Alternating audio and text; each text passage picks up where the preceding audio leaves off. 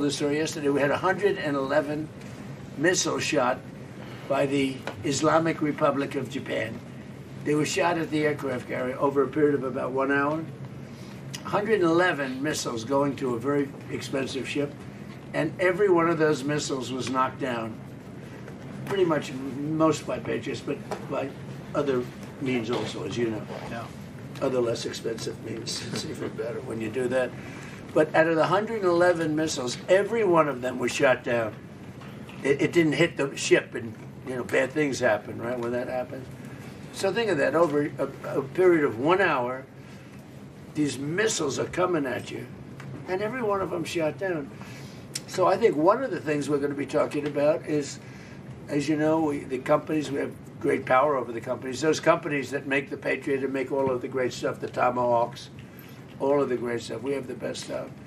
Many things. The Patriot's great, but we have many, many great things. You see that with Venezuela. You see it with Iran. Look, Iran has been wiped out. Iran, their Navy's gone, their Air Force is gone, everything's gone. But one of the things I think we're going to be talking about today, a little birdie told me this, about the fact that we'll give them the right to make Patriots. We'll show them how to do it. It's very complex, actually, but it's... you'll figure out the complexity quickly.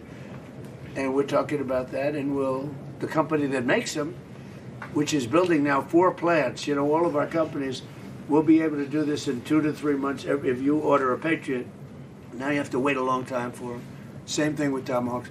We have a lot of certain equipment, but they call it the elite equipment, and you don't need elite equipment necessarily for a war. But so one of the things we're going to be talking about is we're going to give a license to you to make Patriots. That's pretty cool, right?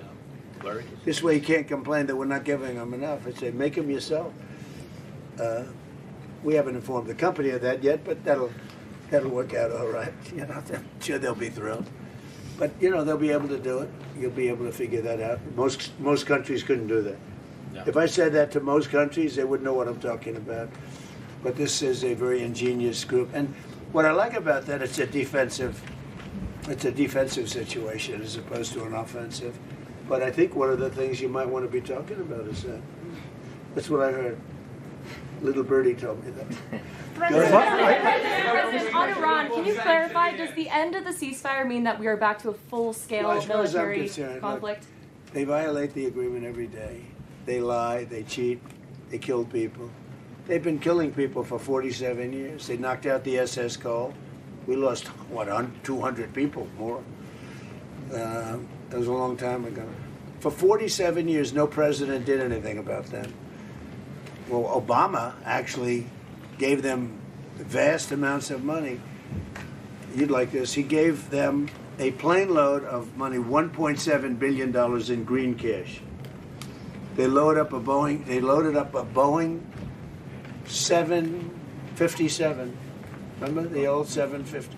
It was a beautiful plane loaded up with cash. They took all the seats out, and they took all of the cash for Virginia, Maryland, and D.C. banks. They had no money. They took every ounce of cash, put it in, flew it to Iran, and gave them the money. I wonder what these guys thought of when the door opened and cash fell out of this big plane, beautiful plane. And then on top of that, they gave them billions and billions of dollars. And by the way, they gave it to the wrong country, frankly. You want to know the truth. And it began. That was pretty much the Obama deal. That was one of the worst tragedies that happened. That's what happened in the Middle East. That deal set back that whole situation. They went with it. Frankly, they picked the wrong country. They picked the wrong country. POC. What a terrible deal. I call it the Obama nuclear waste deal, because what he did with that deal is he caused tremendous hardship in the Middle East. It was a terrible, terrible thing to do. And we've been just the opposite. Our deal is a wall to a nuclear weapon. His deal was a road to a nuclear weapon. They'll never build a nuclear weapon under our deal, but I don't know if we're going to have a deal. We may just do it without a deal, because you know what? It's easier. Because these people, What does they that lie look like and they cheat, specifically? and you have an agreement, and they'll go outside. For instance, they agreed, well, we'll never have a nuclear weapon. They agreed. Then they go outside, they have a news conference where they leak that we never discussed the subject. Now, who would believe we never discussed the subject? Because for me, that's 99.9% of what we're doing. It's denuclearization of Iran, okay? So when you ask, our guys can continue. You know, Steve is great, and Jared, and all the guys. They know him very well. Yeah, actually, they're working on your stuff, too. I wonder which. I picked two beauties. You know what? We settled 8 wars. I got a couple of beauties here. But Steve's great, and Jared's great. You know, they're the right guys.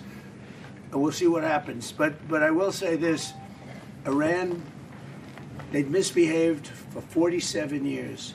They've killed our soldiers, they've killed our people, and they've killed a lot of people all over the Middle East and elsewhere. And the roadside bomb was their preferred, you know, the preferred weapon was by Soleimani, the roadside bomb, where it would explode under a truck. We actually built trucks with floors, steel this thick. And then all they did was they made bigger bombs. And we have young guys around, not walking around because they have no legs, but their legs were blown off, their arms were blown off, their face was blown off, and they live because of modern medicine. You can do anything, but they're living like in hell. Their whole life changed because of Iran. And that was 96% of the people that used that, they were made in Iran. And so we have a score to settle too. What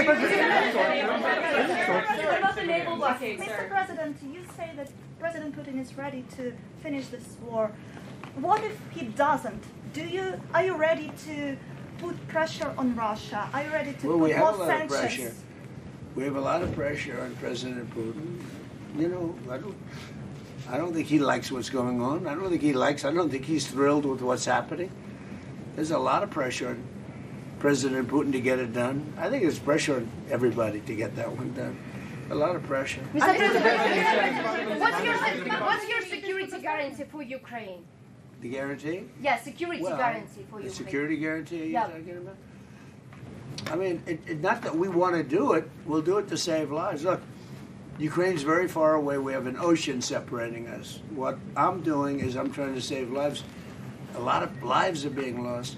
I also think that it's a country with great potential. I think if this kind of brain power can go toward rebuilding the country instead of fighting a war, I think that country is going to do fantastically well.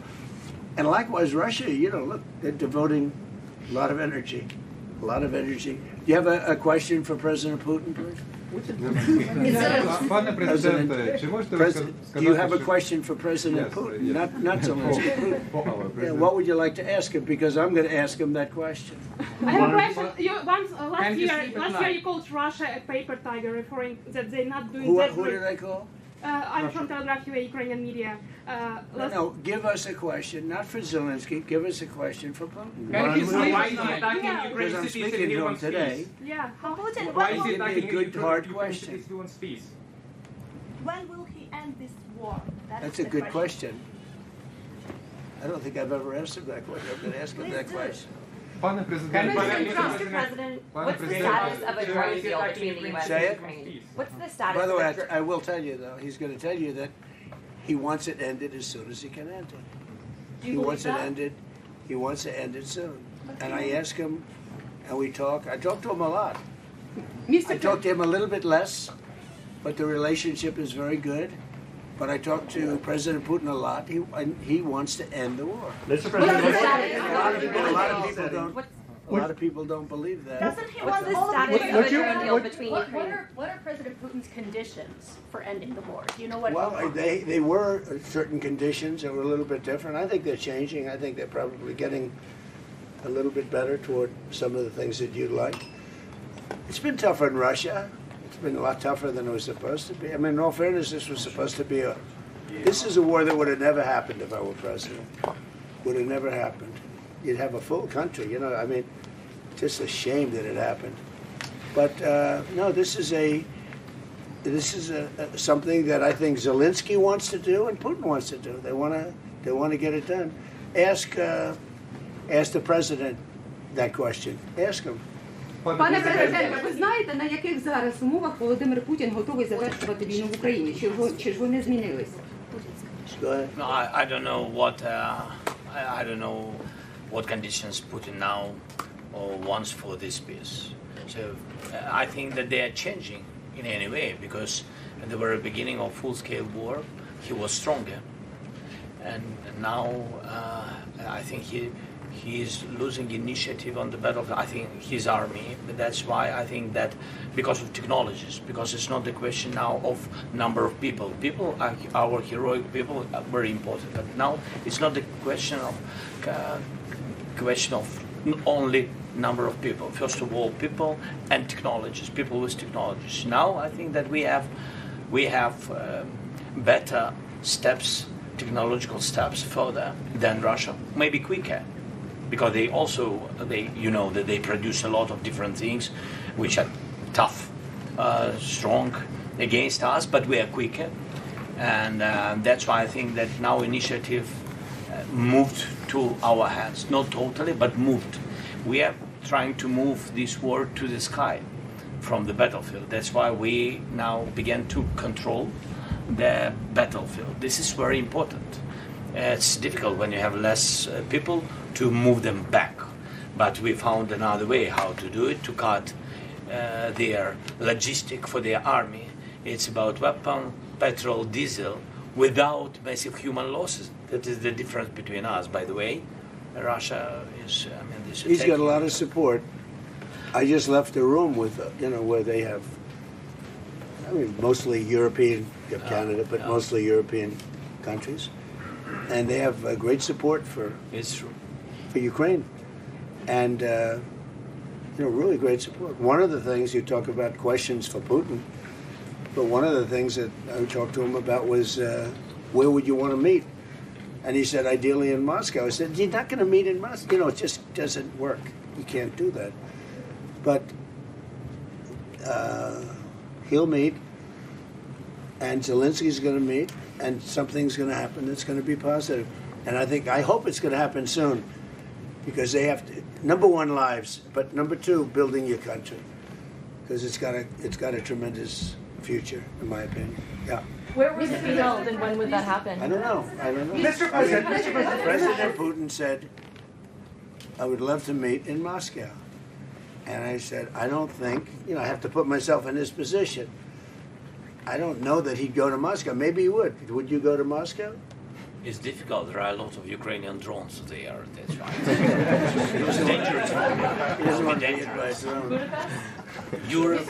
No, it's hard. It's hard to go to Moscow. Mr. It's a little hard. I thought I'd answer that Mr. question. President, I didn't want to ask him that question. Mr. President, how to ensure that Ukraine will not be attacked again by Russia? What about? How to make sure that Ukraine will not be attacked by Russia again? Look, you mean in the future? Yes. You mean after there's an agreement? Well, we're going to work on a security guarantee and Russia respects us a lot, and we're going to work on some kind of a security. If we can make the right deal, we'll help Europe. Europe is going to be watching it, but we're going to be helping them, and we'll work on some kind of a security package that will make sure. I don't think that's going to happen. I think that if we make a deal, Russia is going to be very happy, and they're going to get on with other things. They have, by the way, as a country too, they have tremendous potential. They have tremendous land, valuable land that they can do things with, and they have tremendous potential. But I don't think it's going to happen. I don't see, that question is, they're going to attack again. I don't see it at all. I think they've had it. This has been going on for almost 5 years, right? Yeah. Who would have thought? It's a tribute because it's a bigger country, strong country, and it's an amazing tribute. Anything else? With the Patriot missiles, President Zelenskyy has said that Ukraine needs Patriot missiles now. Over 50 Ukrainians have died in recent airstrikes just in the last few days. So in addition to these production licenses, which will take time, would you consider Not providing? That much time, actually. Would you consider providing any to Ukraine immediately? We have Patriots, but we don't have that many. We need them for ourselves too, you know. Some, yeah, I mean some, but I think they can produce them pretty quickly. Once we explain it, we'll bring the company here. They work with the company. They have a great ability to produce weapons, pretty complex weapons. Will you go to Ukraine? President, do you have any deadline? Will you go to Ukraine? I would, yeah. Do you have any deadline when you want to reach I'd it? rather have the war be over. When will it happen? Do you have any I'm deadline? not sure Secret Service would be thrilled. Are you willing to close this But you know what I would like to Putin doesn't stop Do you- war I think in it's, this I year or think the next. people You are remember that plan? incredible. And, I mean, like Kiev, it would be nice to get it before any more damage is done, to be honest. It's such a beautiful city, right? And, yeah, I would go to Ukraine at the right time. Do you have any deadline? Do you have any deadline when you want to reach a deal between Ukraine and Russia? Do you have any deadline in that regard? No, I don't have a deadline. You can't have a deadline. It's, you know, it's too much going on. But I think you're going to have a deal. I think, you know, I've been very good. You know, we had certain deals like Azerbaijan and some of the deals that we made, and they've been going on for 32 years. And they said it's an impossible thing to get them solved. Eight different deals.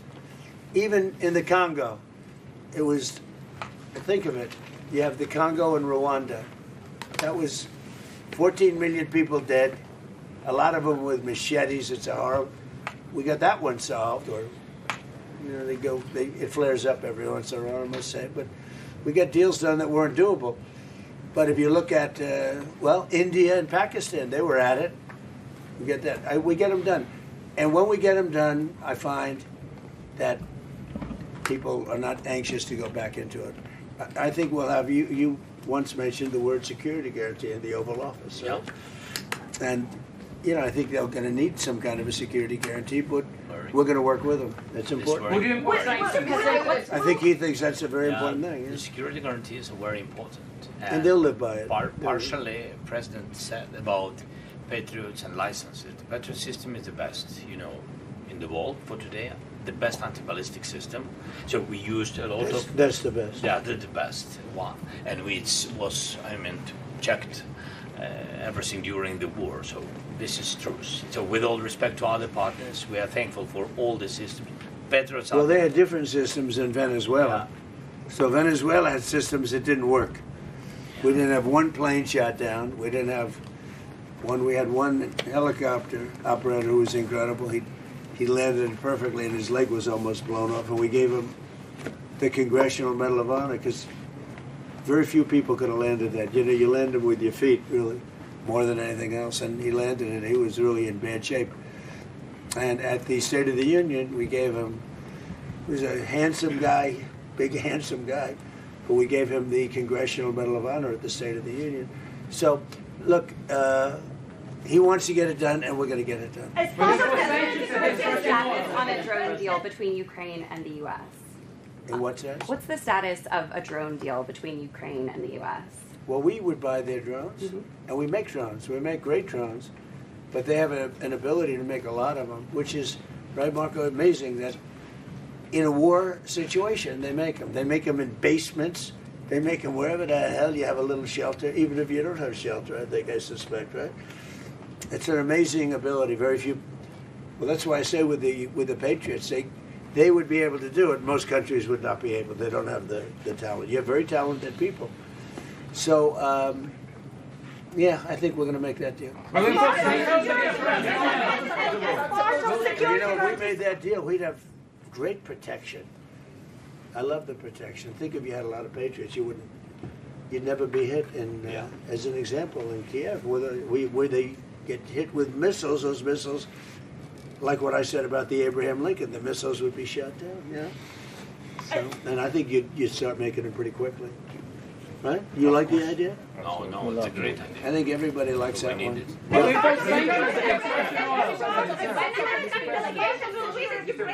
As part of security guarantees, are you ready to close the skies in case Russia attacks again? Close what? To close the skies over Ukraine in case Russia. It's been as a part of security guarantees, are you ready to impose a no-fly? If it's necessary, yeah. I mean, look, I tell you, when we have a deal, we're going to have a deal. security guarantee or no security guarantee. If we have a deal, we're going to have a deal. We're not going to have to worry about what you're saying. We're going to have a deal. I think if we come to a solution, which I think we will, we're going to have a deal. Now, we want to make sure the deal sticks. Some people don't think it will. I think it will. I'm sure it will. I'm not sure it will with Iran. If we make a deal with Iran, I'm not sure that will stick. May I ask you, Sir, what does your... Because I found them to be very dishonorable people. Yeah. Are you going to reimpose the I naval don't find that blockade? with him. And I mean, I don't want to upset him, but everything I've done with President Putin has been okay. It's been good. He's going to say, oh, but I would expect you to say that, but that's good. I don't think anything's going to be broken. And we're going to do a security guarantee in case it is. But with Iran, 47 years, this should have been done by another president a long time ago, or somebody else, another country.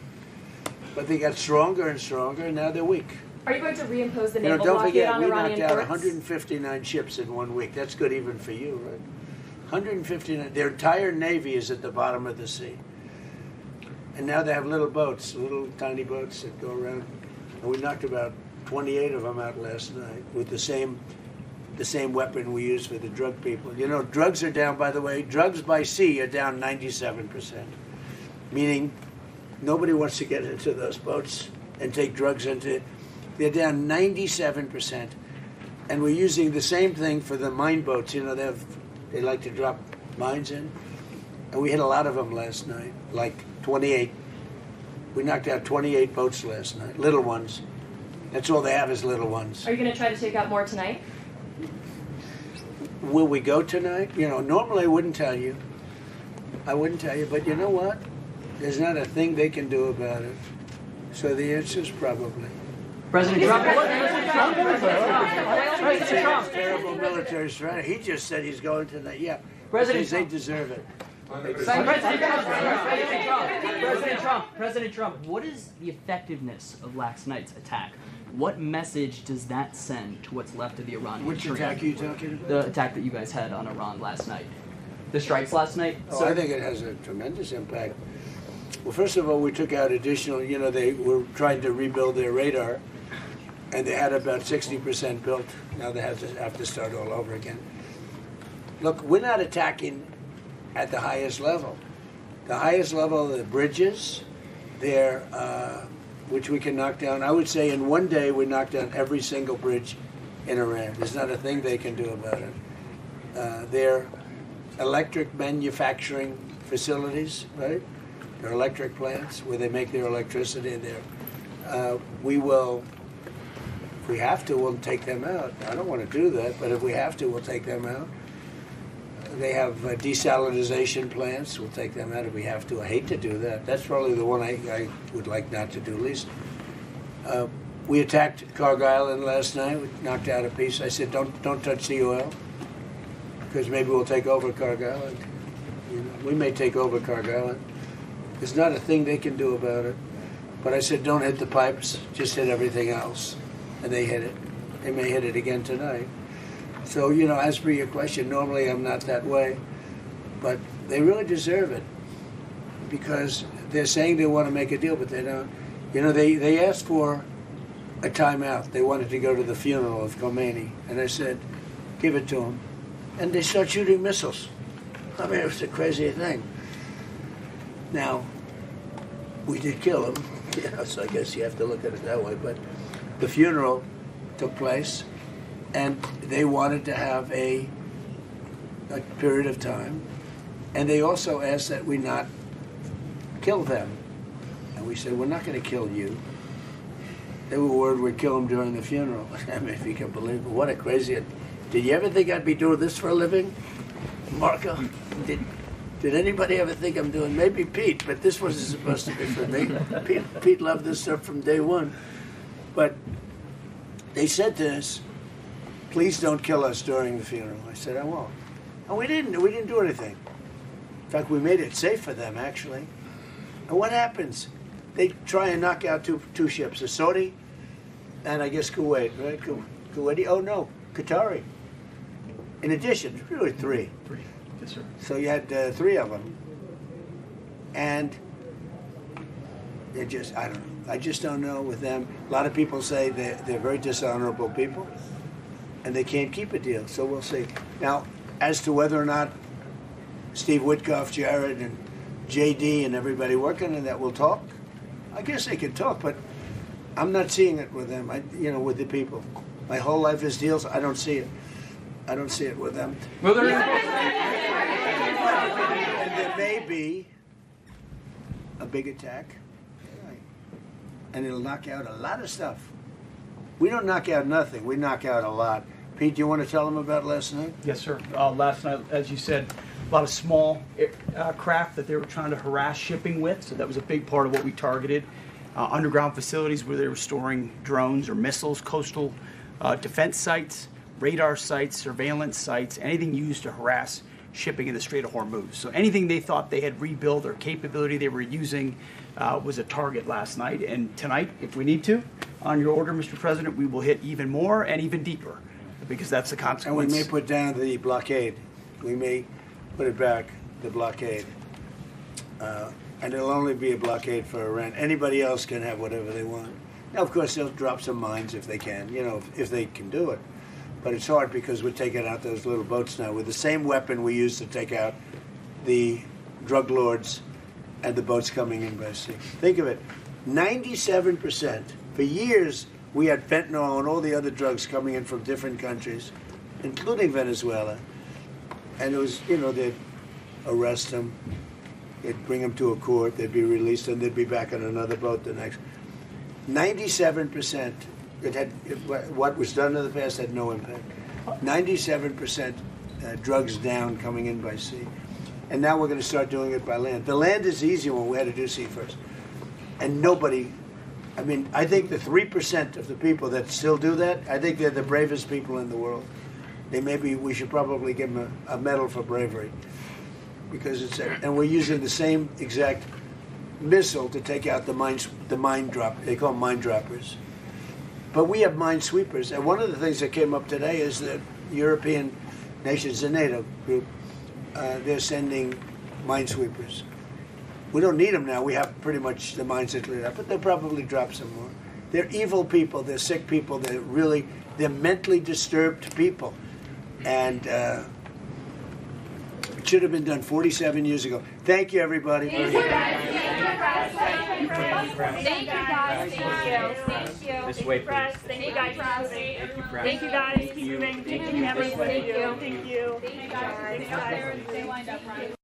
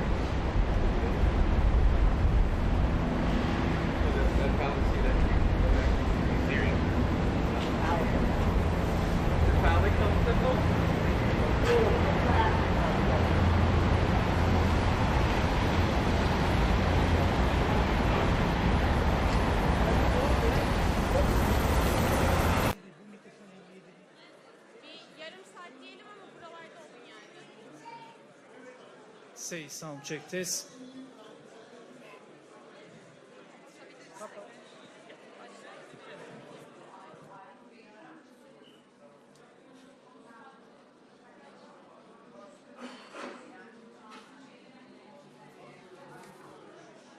Efendim. Receiver'dan sahneye geç. Ben şu radyatörün yanına çekiyorum. Gidiyorum radyatörü açayım. Receiver nerede? Receiver.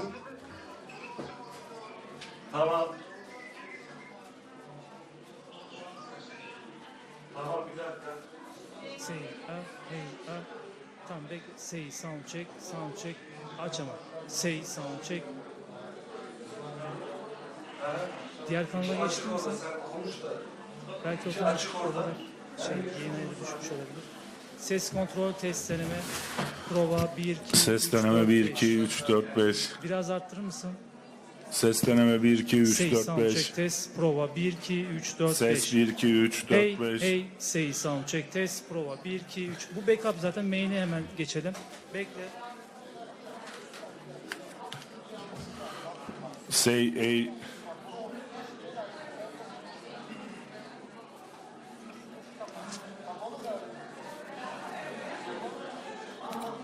Ses deneme 1 2 3 4 5. Ses 1 2 3 4. Ses 1 2 3 4 5. Ses deneme 1 2 3.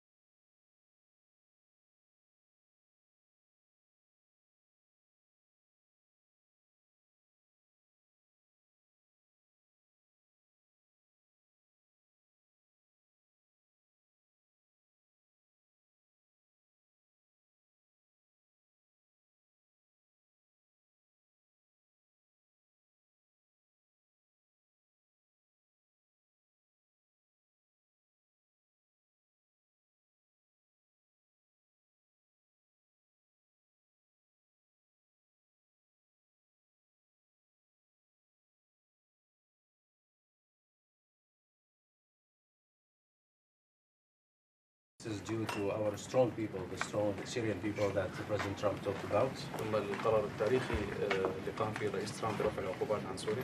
Then the historic decision that President Trump has taken by lifting the sanctions of Syria.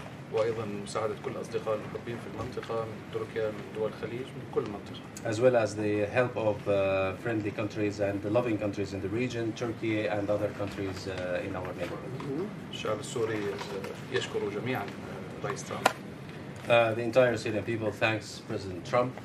Thank you. Thank you very much. Proud of you. You have any questions? Mr. President, are you going to remove Syria from the state sponsor of terrorism list? I think I will, yeah. I think I will. Why wouldn't I? He's done a great job. Maybe he would have brought that up in a little while. But that's a good question, yeah. Any problems with that? I think we should. Yeah, I will. Do you still want Syria to help with Hezbollah in Lebanon? They could help, we'll find out. I think we're making a lot of progress. Mr. President, they could help. Mr. President, they would do a very good job. Prime Minister Netanyahu has been critical of aspects of your relationship in the last couple of days with President Erdogan of Turkey. He said that Erdogan has imperial ambitions on neighboring countries, presumably including Syria. Well, he hasn't been involved with Syria. If you think, he hasn't been involved with Israel at all, and he's left it alone. I wouldn't say he's a friend, because he's not a friend of, as you know, of Netanyahu, of Bibi. They don't get along, I think.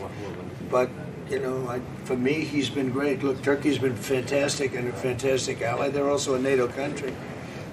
And Israel, we've done, no president's done as much for Israel as I have. Nobody even close. If you look at, just look at all the things with Jerusalem, all the different things that we've done.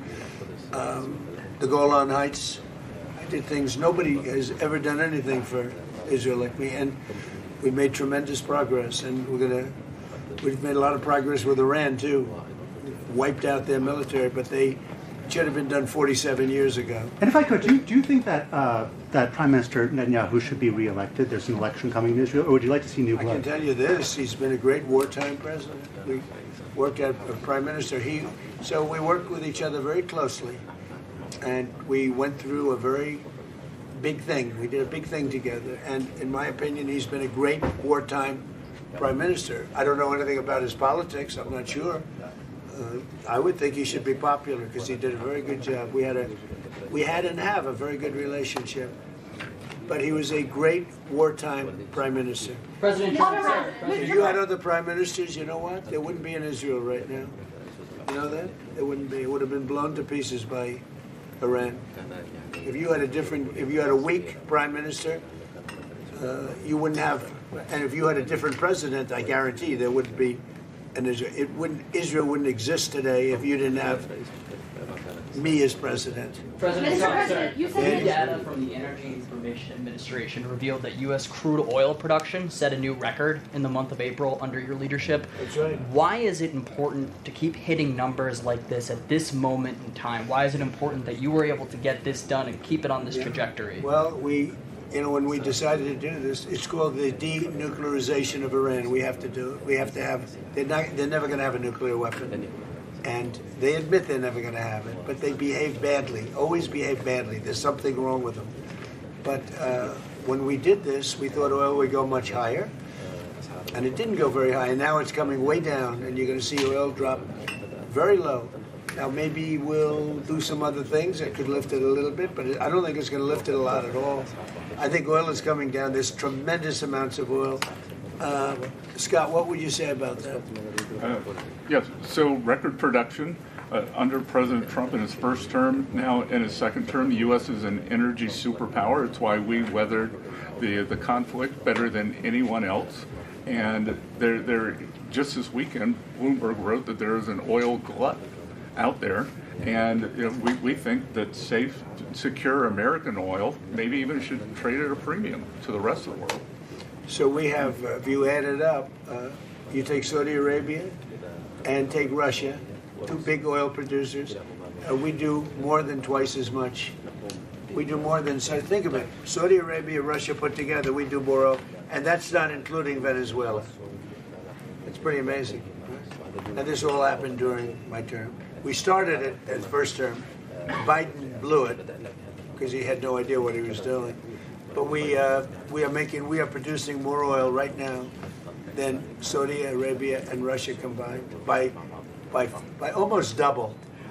Okay, any other questions? Mr. President. Yes. Yes, ma'am. You've said that dealing with the Iranians is a waste of time. How do you plan to get the nuclear material and the nuclear assurances that you want? Well, we've already got the nuclear material because it's so far underground, nobody's going to be able to get it except us because we have the equipment that can get it. But I call it the nuclear dust. The nuclear material is so far down underneath the mountain, and now that's been determined, that it would take massive machinery that we have that no other country has.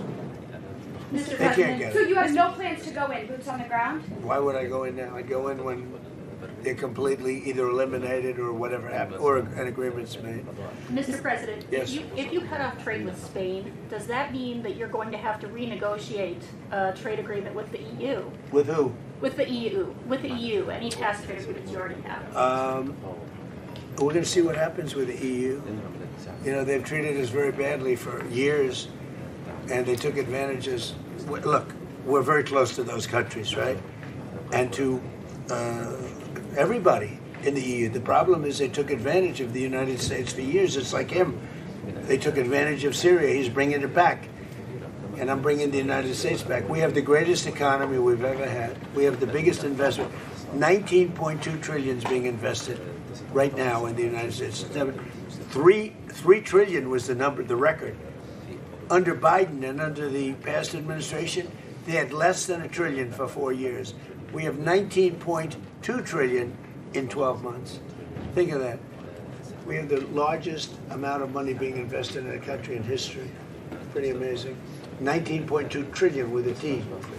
So, and they're building factories all over the country. I think yesterday Toyota announced they're leaving Mexico. And they're coming, I'm not that Mexico's thrilled about it, but they're leaving Mexico and they're coming to the United States to build what will be, I believe, the largest automobile plant either in the world or at least in this country. Mr. President, on oil Daniel. prices Quick today. domestic question. You announced on Truth Social a couple days ago that Walmart was cutting the price for ground beef by 15%. How big of a deal is that for American customers this summer? So Walmart has agreed to cut their prices very substantially because things are going down. We're getting it down. We inherited very high prices. We inherited the highest prices in the history of our country, or 48 years to be exact, but I don't believe that. I think it's in history. So under Biden, they had tremendous inflation. Under the Democrats, we had tremendous inflation, record-setting inflation. And now, inflation is way down. Everything is great. We have, the prices are coming down, but we inherited, you know, they talk about they use different words to describe it. They had very high prices. The prices are coming down. And when the oil comes, you know, the oil is coming way down. The oil dropped by 50% in the last month. And when that comes down, it brings everything else down. No, it's affordability. And they came up with the word affordability. You know, like, I take over, I'm there for 1 day, and they say, affordability, affordability. I said, I've been here for one. Remember with the eggs, the first day or 2 days later, I have my first news, and they talked about eggs. They said the eggs have gone up 5 times. I've been in office for 1 day. And I said, well, we'll have to do something. In fact, they told me not to order eggs for the Easter egg hunt at the White House. I should use plastic. I said, we're not doing that. And by the time we came, that was a couple of months later, that happened, and we ordered thousands of eggs. And right now, eggs are way down. The prices are way down, and they're coming down further. So they made up a phony word that they used. They said affordability. They're the ones that caused the affordability prices. I did. But I brought it down. And the oil is coming down very big. Mr. President, Brent crude is up slightly today on the announcement bit, that because we hit them. Anytime we hit them, it goes up a little bit, $2. Is that what you mean? Is that what you meant when you said that we might see oil prices lift a little in response A little to? bit, yeah, $2, very little. It's down from, let's say, $135 down to $69. It's dropping, and everything else drops. As oil goes, so goes everything else. But anytime if we hit Iran, oil goes up a little bit. It's all right. Mr. President, do you think And, Israel... We're de-nuking it, All right? We're de-nuking Iran. They're not going to have a nuclear weapon. All right, one more question. Sir, do you think Israel should withdraw troops from southern Lebanon? Well, I talked to Bibi about that. Yeah, I think they're going to. I think they want to. I don't think it's a question of me. I think it's a question they want to. And they're getting along with Lebanon. They're signing deals with Lebanon. First time ever. Marco, talk about that if you'd like. Yeah, we have an agreement that, and it calls, that's the goal at the end. Obviously, Israel's concerned about their security. But the president did a great job bringing those two countries together for the first time It's a ever. big thing. First time in many years, right? So we have a deal with Israel and Lebanon. And, yeah, they'll leave. And I think it's going to work out very well. But we're here for this because Syria has turned around as fast as I've ever seen. Well, actually, I turned the United States around very fast, too. I inherited from a man who was not smart, not a smart person. We inherited from the man where they were running this country so badly with the open borders. Think of it, 25 million people allowed into our country. And that includes 11,888 murderers, most of whom murdered more than one person, okay? We got most of them out, or we have them in jail, and we've done a great job. Washington, D.C. now is considered one of the safest cities in the country. If he came to Washington, D.C. a year and a half ago, he'd fear for his life, even though he never feared for his life before, because it was very dangerous. But somehow his territory might have even been a little more dangerous. I joke because, you know, he comes from a rough environment. Would you say that's right, Tom Barrett? It's sort of funny to think. I don't think he'd be too concerned with Washington a year and a half. But we had a very, very unsafe Washington, D.C., and now it's one of the safest cities in the country. We put the military in. Washington went from being an unsafe to one of the safest cities, and crime is down 94%. We don't play games. And we removed over 5,000 career criminals, many of whom came in through the open borders of Joe Biden. We did the same thing with Memphis, Tennessee. We did the same thing with in Louisiana. You have to speak to the governor, because New Orleans, the crime rate is down 78% in a little while, and they had the best Mardi Gras they've ever had. So we're doing a good job, and he's done a great job too. And I thank you very much. Thank you very much. Thank you, guys. Thank you, press. Thank you. Thank you, guys. Thank you. Thank you. Thank you. Grab your face, Mike. Thank you, guys. You can head out right there. Thank you, guys. You got it?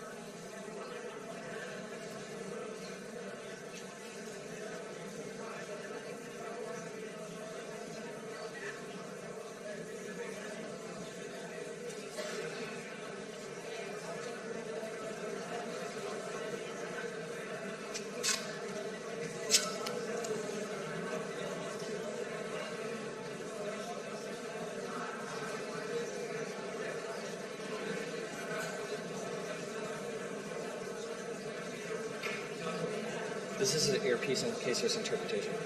I honestly have no idea. Ask. Where's Waka?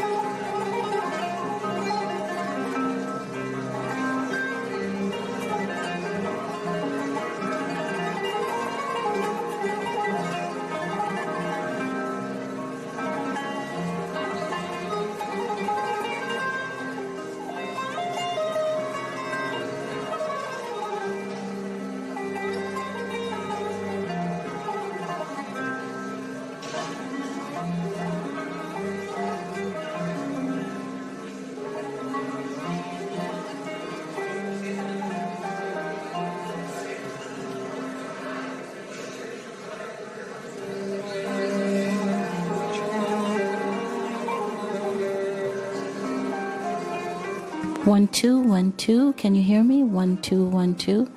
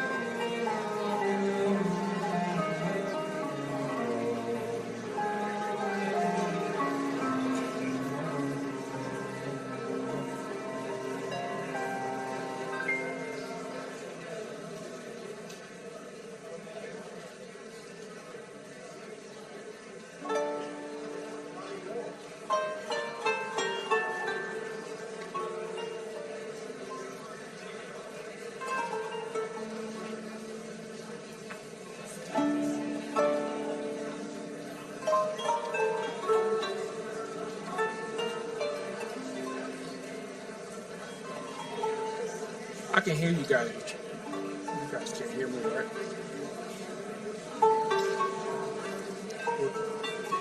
Was I just on the mic?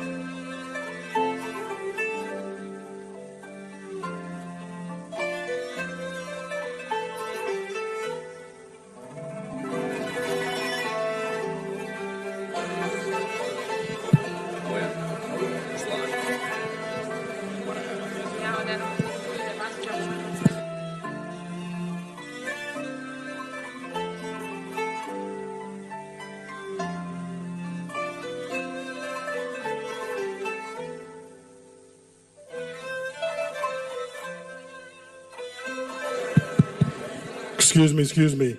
If you're sitting on the stairs, you have to be close to the wall. You cannot sit on the stairs. You need to be standing close to the wall.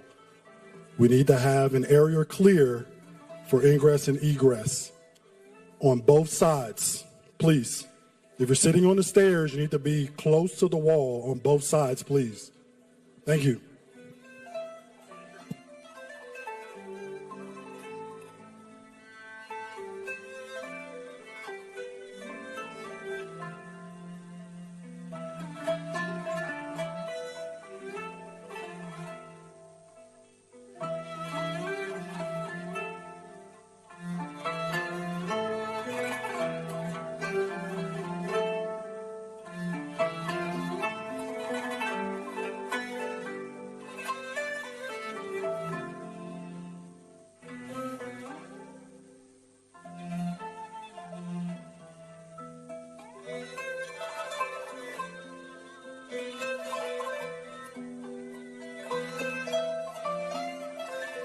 Merdivenlerin bir tarafı mecbur boş kalmak zorunda. Yoksa Sayın Trump açıklamaya gelmeyecekmiş. Bilginiz olsun.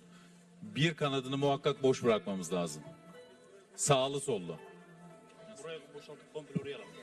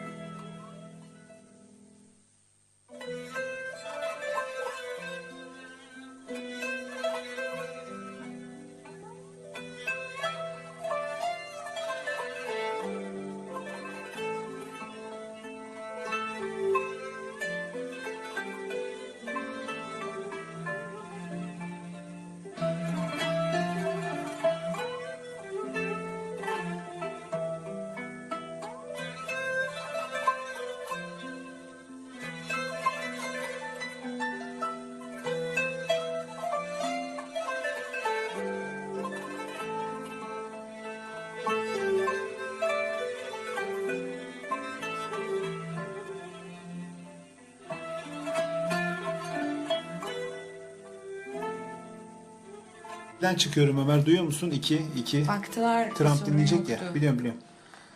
Evet, 2'den çıkıyorum, duyuyor musun? Tamam. Bir de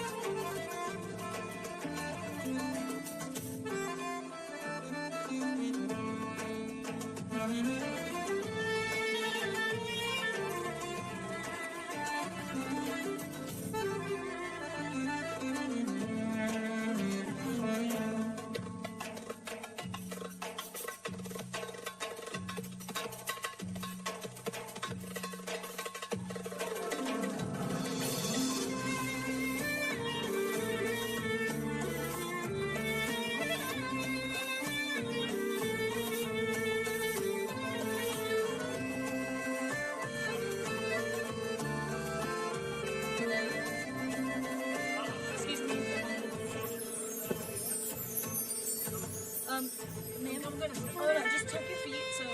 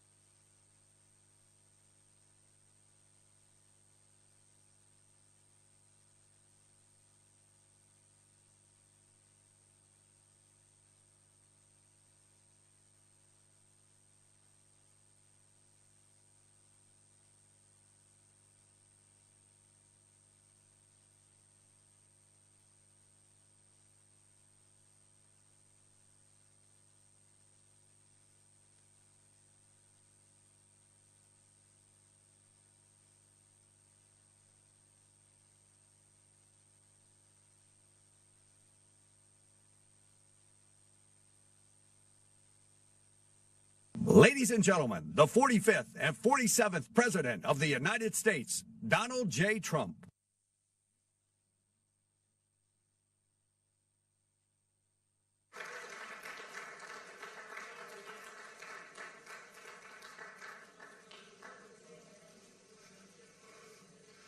That's a lot of press. Wow.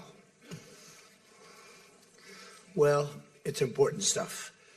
And you know, our team out here, well, they've all become stars, superstars actually. But we want to thank you very much. We've had a tremendous time and I think a great success. And we just concluded a very successful NATO Summit here in Turkey.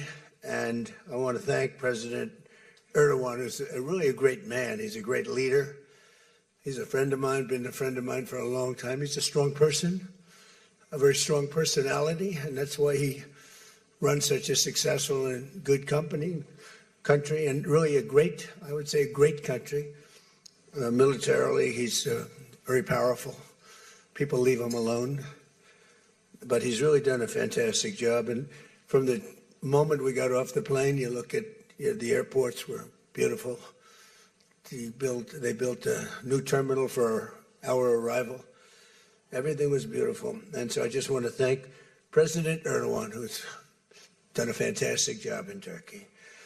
And I also want to thank NATO Secretary General Mark Rutte. Mark is an extraordinary person, smart, great leader. It's not easy leading so many leaders like that. You get a lot of leaders, and they're strong personalities, every one of them. And Mark does an unbelievable job. Couldn't find anybody better. I just want to say there was tremendous love in that room. The press got to see the sitting, but they didn't get to see the speaking. And I actually said, it's too bad the press couldn't see this, because every one of them spoke for a little while, and I spoke for a little while. And it's a lot of speeches. We kept it short, but it's too bad the press couldn't have seen what we were doing in that room, because it was very smart people, and they have a lot of good in their heart, not evil, good. And they're doing a great job for their country. The world is doing well. We have, as you know, the oil is down. We'll see whether or not we keep it down. We should keep it down. We're doing things that should have been done 47 years ago with Iran. And I just want to say that throughout my first term and over the past 18 months, the United States has led a historic effort to dramatically increase the defense spending and to have equipment that no other country in the world has. When you look at Venezuela, when you look at Iran, essentially demolished their military in a couple of weeks. They had a good military, they had a good navy, they had 159 ships, everyone's at the bottom of the sea. They had hundreds of airplanes, they're all gone. They're all lying burned up on the runways. They were totally decimated, their radar's gone. Everything's gone, their leaders are gone, frankly. And their combat capability is pretty low. They have a small percentage of missiles left. They have some of the missile launchers left, call them launching pads, but most of that's been destroyed too. So we have the strongest military in the world by far, not even close. Everybody admits it. Last year's summit in the Netherlands was great also, and we achieved an unprecedented agreement to increase the annual defense spending, and it's the benchmark, raising it from 2% to 5% of GDP, which everybody said was impossible. And now they're all thanking me, and most of the countries have agreed to it. We have a couple of that didn't, but I have a feeling they're going to, and pretty quickly. In fact, today they were very positive. One of them in particular was, I didn't think, a good team player. Today was a great team player. As all of the leaders understand very well, the United States remains by far the largest contributor to NATO, monetarily and maybe otherwise, and the strongest military anywhere in the world. And they respect us as a country. Again, they didn't respect us 2 years ago. They laughed at us. NATO laughed at us. Everybody laughed at us. They don't laugh anymore. There's no more laughing. This year we invested a record $1 trillion in our armed forces, and we're going to be asking for $1.5 trillion coming up. We have the money being spent on the best equipment anywhere in the world. In the working session this morning, we discussed the progress other members are making toward the 5% target, and they're making great progress. Many of these countries are very rich, by the way. We don't have to feel sorry for them. But it doesn't mean they're properly protected. There's a big difference. Some have truly answered the call, and others are making big changes and will be answering the call. I think I can say in all cases they're going to be answering the call. And we'll be taking in over $1 trillion a year toward defense. And that's a tremendous amount of money. It's a big up. They were at 2%. They were actually at 1%. I got them to 2%. Then I wanted to get them to 5%. And we got up to 5% the last time. And they're, you know, just again, if you could have seen the respect and the love in the room, and it's love really for the country, for our country. I don't want to say me because you'll say, oh, he's so conceited. He's such a conceited person. But they do. I mean, you know, they like the job I'm doing. They said, we love you. These are grown people saying that. Isn't that nice? Maybe, I don't know, maybe they're trying to get to me. And in the way they did, because there was tremendous unity in that room. And I urge all nations to accelerate their plans to get the benchmark as quickly as possible. The benchmark is going to be that 5% number. That's the number it should have been for years. As a result of the commitment we achieved last year, defense spending of other NATO members surged by more than almost $150 billion in 2025, and much of that money is being spent on American-made equipment. They all want American-made equipment. We're pushing very hard to have the defense companies. They're great. We make the best equipment. The Patriots and the Tomahawks and everything we have is considered to be the best. Not by me. It's everybody wants it. I wish we made it faster because we could sell as much as we could make. And as you know, I had Lockheed and every one of the companies, all of the companies, which are Raytheon as an example, Boeing. So many of those great companies are now building plants. They had big plants, but they were using them 24/7. I said, that's not the way to do it. You have to build more plants. You don't have to just go overtime. No tax on overtime. Remember that, please. No tax on overtime. Those people are happy. But they were doing literally 24 hours to get the Tomahawks done and the Patriots done and all of the other defensive and offensive equipment done. It's the most sought after equipment in the world. You saw that with Venezuela, where they had a lot of great equipment. It wasn't ours, and it didn't work.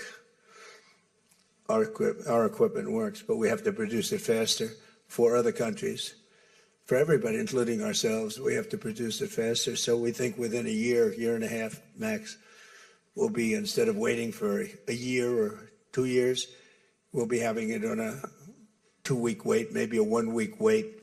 That's what I want. And it'll do really well. A lot of people are, just waiting. They're waiting. They want to get this defensive equipment, maybe in particular the defensive equipment, but offensive and defense. As much of that money is being spent on American-made equipment. That's the money that the European and Canada are spending, European countries mostly, and Canada. And they're spending that with the United States, largely. And it's American-made, made in the USA, as we say. Weapons, munitions, supporting thousands of American jobs. This will increase. We have the highest number of jobs. Right now, we have the most people working in the United States that we've ever had in the history of our country.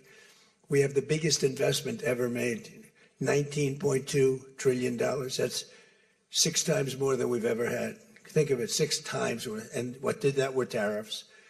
Without the tariffs, I think we would have done fine, like at about 2 or 3.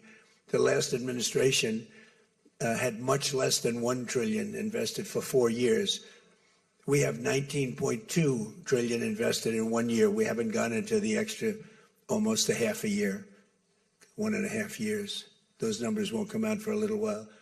So we have 19.2 trillion, not billion, not million, trillion with a T, invested in plants and equipment that's being built all over the country. Eli Lilly is building plants, big drug, Merck, all of them, the drug companies are building. The car companies are building like crazy. In fact, as you probably saw a big announcement yesterday, Toyota is leaving Mexico and they're going to build one of the biggest car manufacturing plants in the world in Texas. That's because of the tariffs, because we don't mind if you build in Mexico, but if you build in Mexico, you have to pay 25% tariff. If you build in Japan, or if you build in any place, China is a much higher tariff. It's 100% tariff because we don't want to lose our jobs. We don't want to have our workers lose their jobs. We have the largest number of plants being built for the most money ever in the history of our country. Car plants, AI plants, and all other plants, pharmaceutical plants, chips. We're not giving anything. All we're saying is, if you don't start, we'll give them 1.5 to 2 years to build their plant. If they don't have that, they have to pay 100%, 200%, even 250%.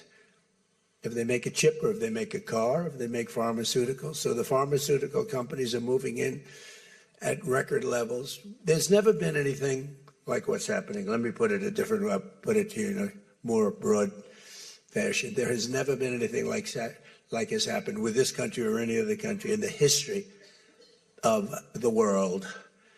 There has never been growth. There's never been manufacturing plants being built. We have so many being built. And in the big ones, like AI, some of the AI, we let them build their own electric plants. We force them to build. We don't want it because the old grid that we have wouldn't be able to supply. They need, just as an industry, more energy than the entire country produces right now, when you think about it, which is incredible.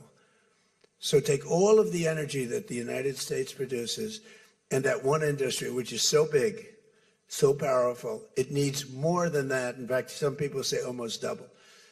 So this was my idea. I said, you can never service that. You can't reinvigorate the grid. You can make it better, but nothing like that. You wouldn't be able to build. And we're leading China in AI, well, in just about everything. But we're leading China in AI. Even in TikTok, I was watching somebody say, oh, the TikTok deal, it's so bad because they say the deal was incredible, but they think the word that gets out is bad, except the numbers just came out, and I'm number one on TikTok, and all I do is talk about communism, right? So it's sort of good. I used it to get elected, too. But, you have to get your word out. But the numbers came out just a little while ago, and I was number one. Some ridiculous number. I've never heard of numbers like that, but number one. And all these entertainers are number 27, 29. It's crazy. I don't even understand myself. But that means that my word's getting out about how great our country is, how successful our country is, and how bad communism is, and how bad these lunatics are that are running for election that don't sound good, don't think good, and don't look good. I don't see any looker. I don't see anybody with the look. You need the look, I guess. You need something, but they don't have it. And I think they'll fade fast. And it's not social democrats. This is not a social democrat. These are communists that are running. And they don't want God. They don't want successful things to happen for our country. They don't want to have a successful country. I think they're sort of crazy. As European nations rebuild their militaries, American equipment will be the largest beneficiary. The defense companies are going to be making most of that equipment. They want the American equipment because it works better. It's not a question of anything else. We make the best equipment in the world.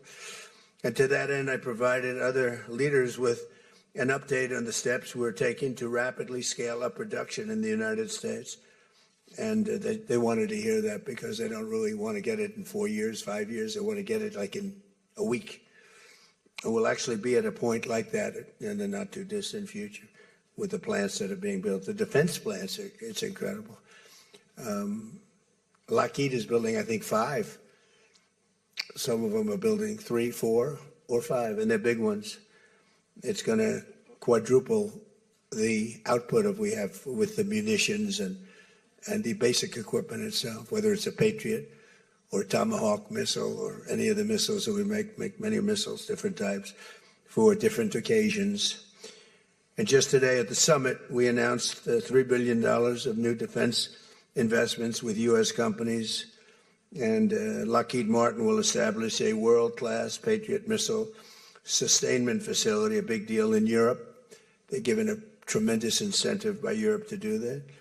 All goes to the benefit of us and Europe because they're getting the best equipment. Northrop Grumman is moving forward with the sale of advanced American drone technology. We're actually the leader in drone tech. A lot of people don't know that. We have the most sophisticated drones in the world.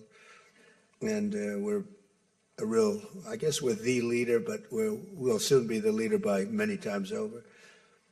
And Lockheed and Rheinmetall are announcing a partnership to build the Army Tactical Missile Systems, which is a big deal. And Anduril is announcing a deal to build their new Barracuda missiles, which is a very highly sophisticated, fast missile, and we're doing that for Poland. Poland's doing very well, by the way, with a very, very good president, great president, I think. All of these agreements directly benefit the U.S. defense industry and base, and what it really does is it means jobs. And again, I have to just say that when Toyota announced yesterday, I wasn't that surprised, but everybody wanted to get that. That's the largest, I think it's going to be the largest plant in the world, car plant, and they're moving into the United States. And again, they're doing that to avoid paying the tariff, because if you build your product here, you pay no tariff. If you don't, you pay a 25% tariff, depending, 35% sometimes 100%, 200%, depending on what the product is. As an example, we're doing great on steel because we charge tariffs. So now all of a sudden the steel industry, which was absolutely dead a few years ago, I revived it in my first term, pretty good. And then they blew it in the Biden term. What a shame. They just blew it right out the window. They had no idea what they were doing. And I quickly revived it at the beginning of this term, year and a half. And the steel business is through the roof. We don't even make aluminum anymore. Now we're going to have the largest aluminum plant in the world being built in Oklahoma. I love Oklahoma. 77 out of 77 counties, 3 times. And it's great. It's a great state. They're going to be building the largest aluminum plant in the entire world in Oklahoma, starting very soon. Over the course of the past 2 days, I had a number of excellent discussions with other leaders at the summit and held productive bilateral meetings with essentially all of them. We had dinner last night, just about all of them were there. President Erdogan of Turkey, as well as President Zelenskyy, and he just came in, as you probably saw, at a little press conference, and also President al-Shara of Syria, who's doing an unbelievable job in unifying Syria. What a job he's doing. Syria was a mess with what happened with the previous government, you know that. Very dangerous place, and now it's just come together. He's done a fantastic job. People are talking about it. In every conversation, it was clear that America is back, and we're stronger and bigger and better than ever before. We have more jobs, as I said, than ever before. And we're respected again like maybe never before. We are so respected as a country. That's why I wish I told the Secretary General, Mark, I said, it's too bad the press could not see what's happening in this room. You saw the big round circle with all of the leaders of all of those countries. And I don't know, I think they should allow it. The theory is that they won't be speaking quite as freely, and it won't be quite as good, but who knows? It was amazing, actually. The unity in that room was incredible. Really a love. It was sort of pretty wild. There was a love in that room that was great. So this was a tremendously successful summit. And again, I want to thank President Erdogan, Turkey, and President, so many of the presidents, prime ministers. They were all here from NATO, the NATO countries. And in particular, we have to thank the Secretary General Mark Rutte for doing a fantastic job. He really put on a tremendous, his was just something, he's a unifier. He's a tremendous unifier. So I could take a few questions. We've done a few of these already today, so I don't think we should take too many. I don't think we should take, right? So we're going to keep it a little bit short, and I know a lot of you are going home. Some are going with me. So go ahead, please. Sir, yes. Yes. No. The gentleman right here. The very tall gentleman who's very insecure. He doesn't want to ask the question. He's a handsome guy, but he's very insecure. Go ahead. Do you want to shout it out? Give him a mic. How about giving him a mic? You shout it out. Your operation in Venezuela has been lauded as a military success, and yet the Iran war seems to be a strategic dead end for you. Why are you apparently unable to end the Iran war? So I think we're doing just the opposite. The Iran war has been a tremendous military success. And, you know, I can only answer the question by saying they're not going to have a nuclear weapon. I think I was there for one reason, that Iran cannot have a nuclear weapon. I call it, we denuclearize Iran. And that's happened. They will never have a nuclear weapon. That stuff is so far down under a mountain. It's a granite mountain that collapsed on top of it. Take months to get it out. I think it's a tremendous success, Iran. And you see the oil prices are lower than they were when I started. And people like to say that, but look, they have no military left. Their Air Force is gone. As I said, their ships are gone. 159 ships are gone. They're at the bottom of the sea. Their radar is gone. Everything's gone.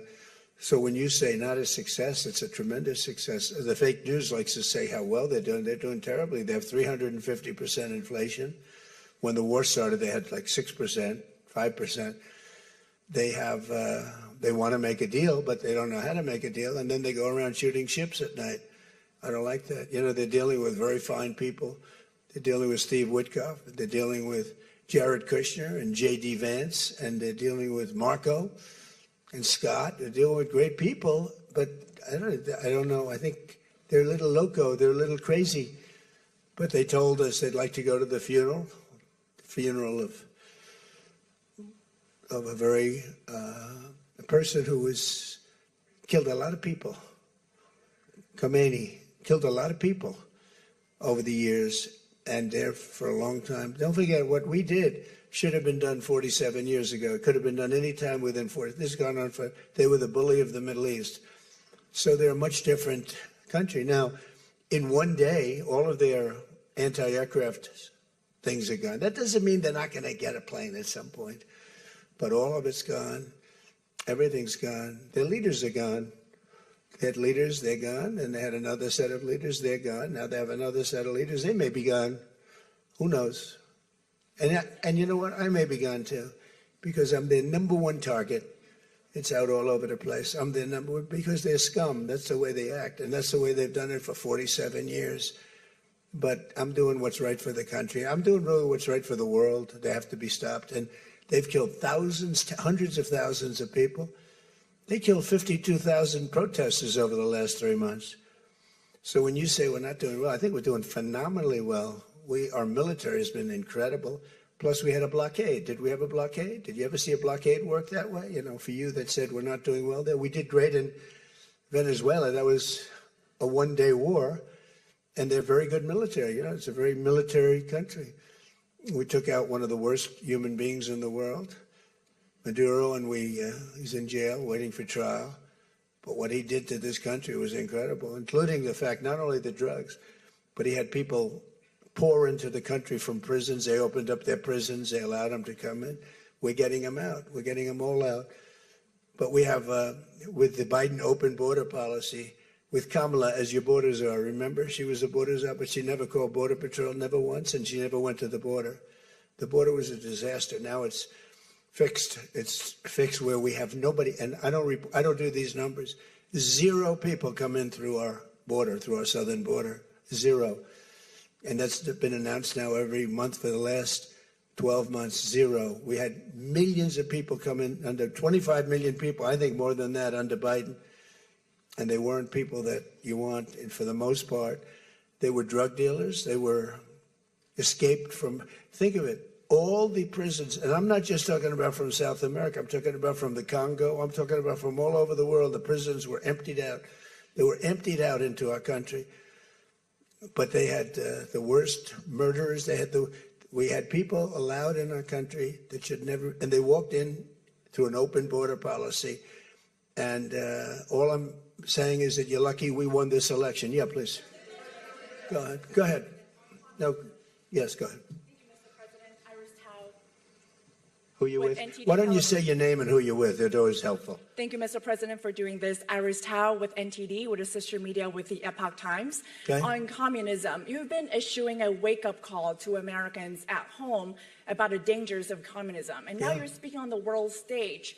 What's your message to people both living under communist and socialist regimes, but also people living under democracies like in Europe and America who might not have realized how close communism has come to home? Yeah, that's a great question, actually. But look, I want to get the word out because what's forming is communism in the country. And communism's easy to sell. I would be the greatest communist in history. I'd be right up there with Lenin. I'd be as good as anybody. You've got free rent for the rest of your life. What they don't say is that you'll be living in squalor in 12 months. You've got a free house. Would anybody like to have a free house? We'll take it away from somebody. We'll give it to you. You'll have murders all over the place. Communism's a disaster. It's been proven to be for thousands of years under different names, but same thing. It's very important. And, you know, it's funny. One of the reasons I do so well with Hispanic people, I set a record, Republicans. I get great numbers for the election, helped me get elected in a landslide. The Hispanics, because a lot of them came from countries that were essentially communist. You know, whether you call them radical socialist or communist is not that much, but there's a little difference. When they say social democrats, we're social democrats, it sounds so nice. It's not nice. It's a very dangerous term. So I do talk about it, and I talk about it on TikTok, and I talk about it everywhere. I talk about it here. And you're right, it has become international, but it's never worked, and it's not going to work. What is working is the United States. So think of it, we have more jobs than we've ever had. People are making more money than they've ever made. I'm talking about workers now. I'm talking about workers. They're making higher salaries than they've ever made before. It's just the best system, and it's got flaws, but everything's going to have a little flaw, but it's been amazing. And when I watch what's happening, and I see these lowlifes getting, I mean, they're lowlifes. I watch them. I know good people. I know quality people. These are essentially lowlifes. And when I see what they're talking, I think they're very dangerous in many ways. And I've said it. And then I said, boy, that's a pretty big statement. Then I realized, you know, a couple of people said, I think you're probably right. I think this country, with this thing that's going around, is in more danger than it was during World War I, World War II. If you talk about September 11th, if you talk about Pearl Harbor, that was big danger. I think the concept of us going communist, because one thing that happens when you go communist, you never come back, never comes back. You die in squalor. You die a horrible death. You die in squalor, and it gets very evil and very nasty. Yeah, please go ahead. Mr. President, Tyler Pager with the New York Times. Last month, you said Iranian leaders were very rational people, nice people to deal with, strong people, smart people. Today, you said they were scum, sick people, and being led by sick people. What changed, and do you think... I got to know them. So I've said that about a lot. Now, when you say rational, I think they're much more rational than level 1, level 2. Level 1 is gone, level 2 is gone. This is level 3. I think they are more rational, but based on their actions over the last week or two, they're not doing a service to the people. And I think more than anything else is I got to know them. And I'm not sure I want to make a deal with them. We can play games, but I'm not sure I want to make a deal. Let's just finish the job. Yeah, please, go ahead. Go ahead. Go ahead. Go ahead. Thank you, Mr. President. Steve Sedgwick from CNBC. The oil markets are up today, around about 7% for WTI and Brent as well. The world is taking you at your word, sir, that the MOU is over, that the ceasefire is over. What happens next, sir? Are we on the cusp of a full-scale return to full conflict? Well, I'll tell you what happens next. we're never going to see Iran have a nuclear weapon, because that's much more important than the numbers you're talking about. The prices of oil are dropping like a rock. Now they'll be up a little bit, and this will end very quickly. We have an oil glut right now because we got all those boats out of the strait, and it's going to drop, and I've predicted everything. I've been right about everything, and I have been for a long time. That's how I got to be president 3 times. That's how I won 3 elections. I did very well in the second one, won it. It was a rigged election, but I've been right, and oil's coming down. Now, I have to make sure of one thing, that we don't have lunatics having control over nuclear weapons. So we have that now. There's no way they have a nuclear weapon. We have cameras, as an example, on the site that does beautiful B-2s at 1 o'clock in the morning 10 months ago, blew up. They blew it up. We have cameras, that's called Space Force, if they're in space. But we have cameras that can read the badge of the person going over to a site. Mohammed something. We say it's Mohammed something is there with shovels. Well, shovels won't get you there. The biggest machinery in the world probably won't get you there, if you want to know the truth. It's way, way below. But we're watching that. And if anybody goes there, they get blown up. So nobody's going to touch that. Eventually, we'll take it. But what we do have is we have that. That's gone. If we wouldn't have had that, they would have had a nuclear weapon, and they would have wiped out Israel. If I weren't president, Israel wouldn't exist. And we did it 2 times. When the JCPOA, the Obama deal, when that was originally conceived, everything went to Iran. 1.7 billion in cash, hundreds of billions of dollars. They thought they could buy peace with these people. You can't do that. So the big thing we have is, more important than anything we can talk about, is you can't let lunatics have nuclear weapons, and we've stopped that. And that should have been stopped on a couple of other occasions, too, with different countries, but they didn't do that. Yeah, please.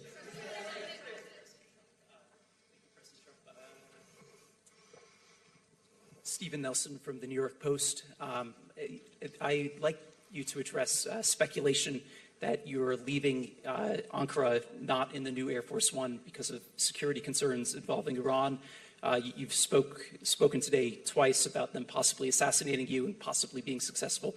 Did that concern have something to do with it? Well, I speak about it a lot because, you know, the life of a president is very dangerous. It's 5.2%. You know what a race car driver is? 1/10 of 1%. A bull rider, that looks pretty dangerous to me. It's 1/10 of 1%. No, it's 5.2% is you don't make it. You should have told me. You're an excellent reporter. You should have told me that years ago. Maybe I wouldn't have run. It's a very dangerous profession. No, I'm number 1 on the kill list for Iran. They're lovely people. I'm number 1. So I don't know. I can't tell you that, but I don't really care because I'm doing my job and I'm doing it, I hope, better than anybody's ever done it, because we have a country that's hot and really, really successful. But I mention it only because it's on the list. I mean, it came out. There was another list came out yesterday, and I'm number 1 on. I like being number 1 on TikTok better, but I'm number 1 on the list for killing.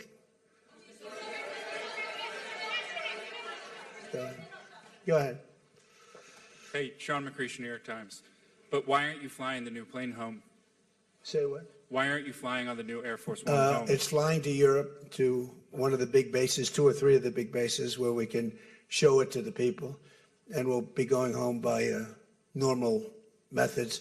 But we have it going to Europe, to a couple of bases, actually 1 in particular, but it's going to go to a couple of bases, stop, so the soldiers can see it, because it's truly magnificent. Yeah, please. Go ahead. You want to go?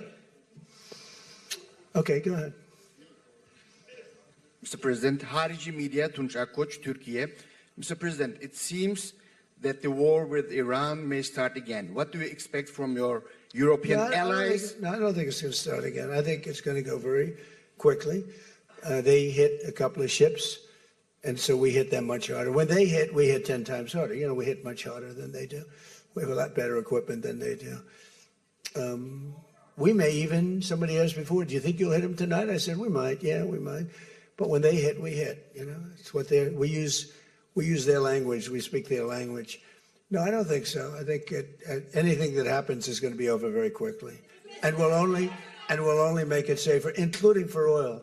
Oil is going to be very free, very easy, and it's going to happen very fast. We have the Hormuz Strait, the boats have pulled out. I mean, there's a gusher of oil right now. We have a lot of oil. And no, anything that happens is going to happen very fast. We're not looking for long term. Okay, go ahead, Red. With MS Now, you said today that countries. You're with who? MS Now. MS Now. It's a failing network. Why would you want to work for them? MS Now. Can you imagine? They wanted to get away. They took the name NBC because they were embarrassed by it. Go ahead, let's go. When do you hear this question? You said today that countries like Spain, Italy, and the UK were not there for the U.S. and its war with Iran. Should those countries be attacked, will the U.S. be there for them? Well, I'll tell you what. Number one, Spain has been very bad, but Italy's been good, and almost all of the countries have been good. They just had a bad moment. They didn't help us. We didn't need the help, but if we would have wanted the help, I said, by the way, if I want help, Sir would rather remain on the sidelines, and I didn't like that answer. UK gave an answer that was sort of weirder than that. They went out. I said, would you like to help? They said, we do, but we want to wait till the war is over. This was not in the spirit of Winston Churchill. So, I mean, I'll tell you what, I can only say if there's one word that comes out of today, it's unification. I've never seen anything like it. Every one of those countries, they love us, they love each other. That was tremendous unification. It was a nice thing to say, and it was a very fair question, too. Yeah. Green? Yeah, you're wearing green, right? Thank you, Mr. President. Eda Turul from Haber Global TV, Turkey.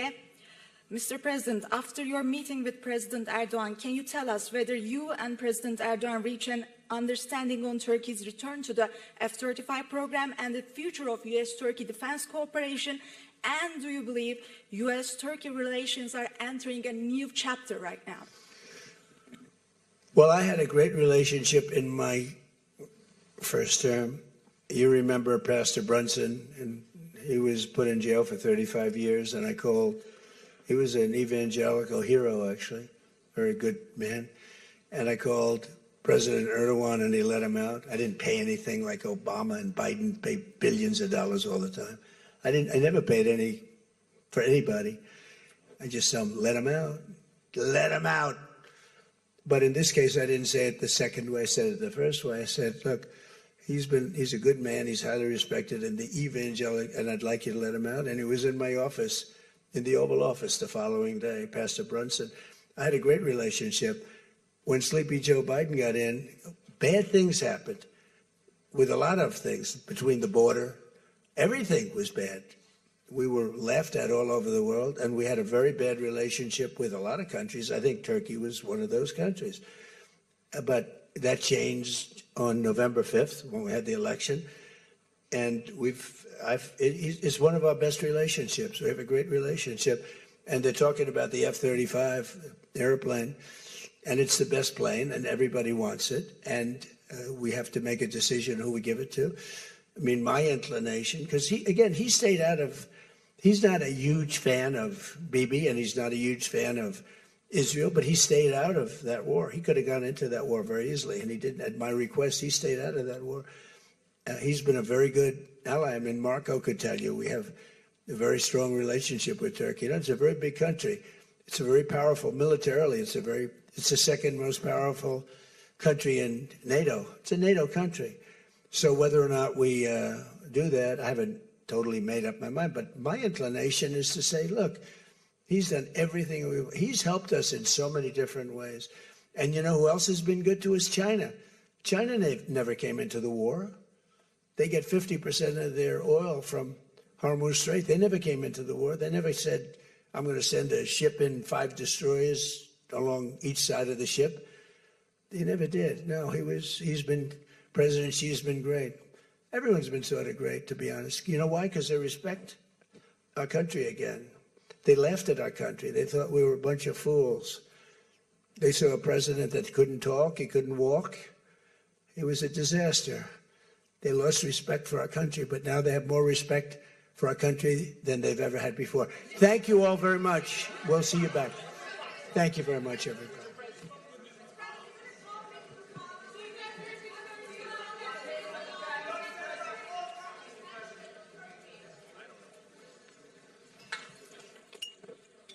Anything new?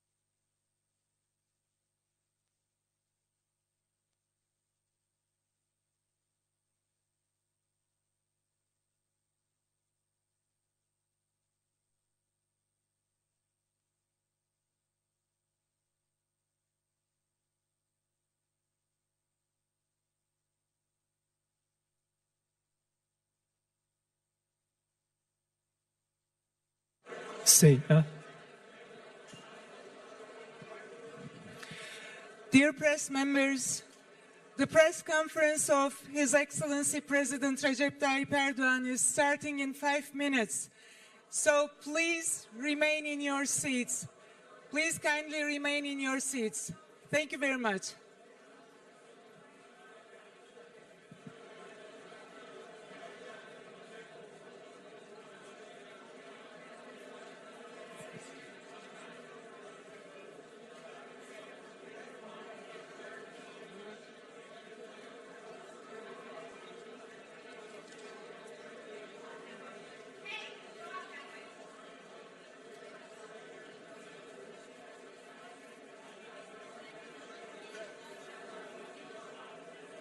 Şuraya hemen şey yapalım.